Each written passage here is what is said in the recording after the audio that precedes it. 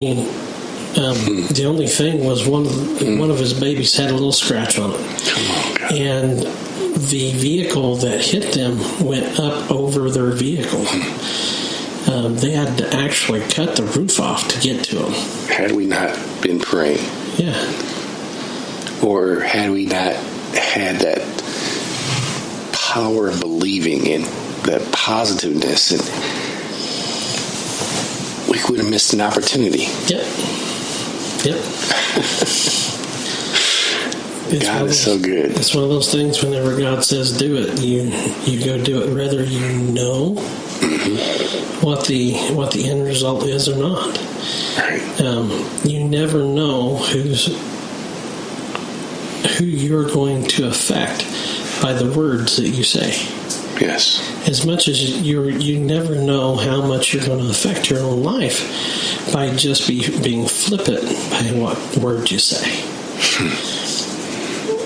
Yes, sir. I'm telling you, you change your whole vernacular, the words that you say, and it's going to be kind of tedious for a little bit to try to get it done. But after a while, you'll go, "What was I thinking?" Yeah. That stinking thinking of just being life, just having life and going on and living that way. But you go back and look at it and go, "Man, I could have lived so much better.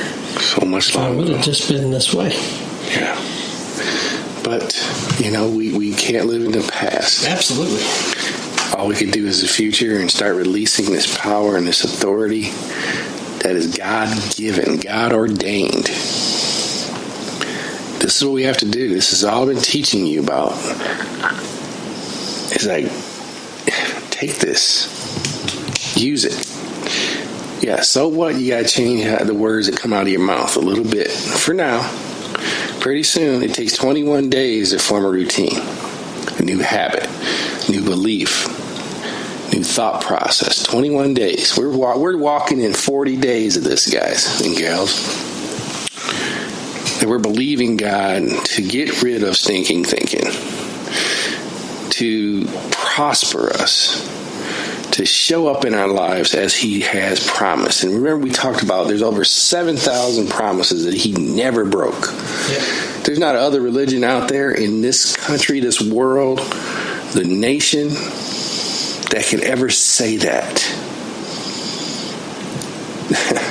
Right. Well, and the thing is He stayed the same. Yes, He did. He stayed the same. If you look at any other religion, you even look at Islam. Yes, sir. Islam goes from being peaceful Yes. to being violent. Yes, sir. Throughout the word, from the beginning to the end, Islam goes from being very into a peaceful, love your brother, love your neighbor, to being extremely violent at the end.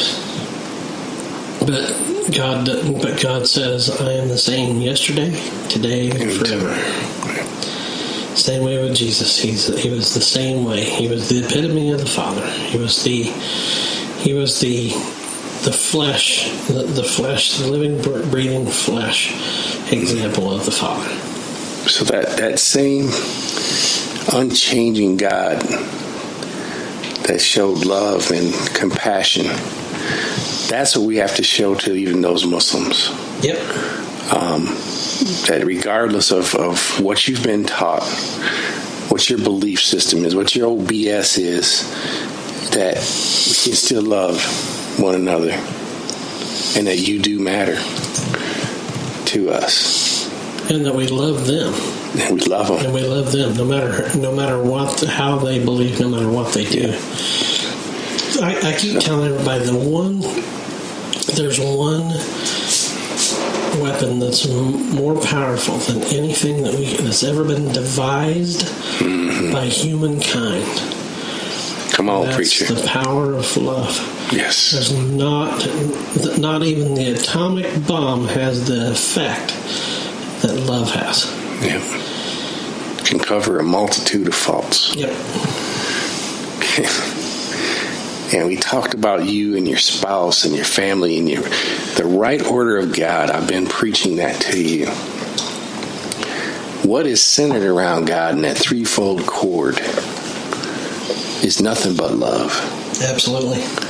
That unconditional love. So if we start to walk upon in that and walk upon that authority that's given to us to love our neighbor as we love ourselves and we love Jesus, to love our wives and our husbands unconditionally, to put them above everything but God. Yep. And then our children can come into play and we can have a blessed family life. Right. You know, the one thing that makes a tow cable that's on a tow truck, yes, or a tow cable that's on a winch, is the center cord. Yes, sir. The center cord is what makes it the strongest. Yep. You have on any one of these, it's wound on the outside with the different kinds of cord that are around the outside, but there's always that center core, and that center core puts how much load it can carry. And there's so many different ones that are made, and you can buy them for any different amount of weight. But the one thing that you know is that center core is what holds you together. Yes. That center core, because you got steel core stuff, and you got fiber core stuff. Mm-hmm. And the fiber core stuff is only for light loads. Yes. Usually at Harbor Freight. I don't want to talk about people. Harbor Freight. Anyway, so or some form of things like that, or light towing, but that steel core. Yeah. That steel core is what holds the most weight, and that's the idea of having God in the center. Yes. If you have God in the center of that cord, there is nothing that can pull you apart. Nothing. The other thing about a tow cable, it's just like, I don't know if you ever played with them whenever you were kids, Chinese handcuffs. You put your fingers in it, and you try to pull them apart, and all it does is pull closer. And with a tow cable, it does the same thing. Yeah. Matter of fact, its strength is in the tension. The strength is in the tension. Yeah. Now, I'm not saying that you need to have tension in your marriage, and I'm not saying you need to have tension in your life. But life is going to give you tension. Oh, yeah. It's spoke of many times. But the one thing that happens on a tow cable, whenever there's tension on it, is the outside cords collapse. Yes. Collapse on the center core. They cling to the center core, to it, so that center core can make them all strong. Because it says, not just one. It says when we are weak, He is strong. And when we collapse, when we pull in to God, then there's not only strength because God is in it, but it also makes us strong as individuals because we have given all that stress, all that strain over to Him. Yes, sir. This is getting deep. We're going into a lot of different areas, and I'm praying that you're receiving this with an open mind, open heart, and you're allowing the Holy Spirit to direct you. We're moving into our notes now, and God told me to think and ask big. Not small, but big. Give God something to work with. What do you think about that, Jeremy? Yeah, anytime that you give over the authority to let Him work in your life, that's the big thing. Yeah, whenever There's so many different ones. It's just like whenever he fed the 5,000, the boy could have said, "No, that's my lunch, man. You're not going to have my 5 loaves and 2 fish. It ain't going to happen." Right. But he allowed Jesus to have that. And when he allowed Jesus to have that, he performed a miracle and fed everybody in that valley. I've been teaching them about God not wanting to take from you, but he wants to give to you. Absolutely. You know what ended up in that whole story? That at the end, all the fragments and everything that was put together, they had 12 baskets left. 12. And guess where all those 12 baskets went? Right back to the young They man. went back to the dude. They went back to the kid that gave up his stuff. Because God is going to use what you give him. But he's going to bless you with multiplied blessings, with over and above what you gave him to use. Yeah.